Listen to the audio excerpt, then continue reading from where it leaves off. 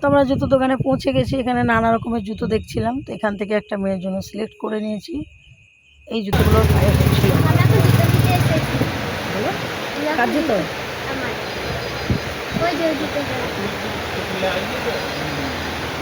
কলকাতা মাঠ এখন গাইস, চলো আমরা এখন কলকাতা মাঠে।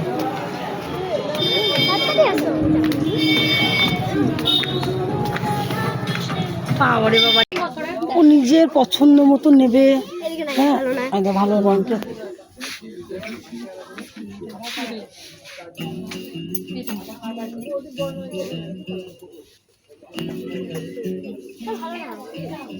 প্যান্টটা দেখো, প্যান্টটা দেখো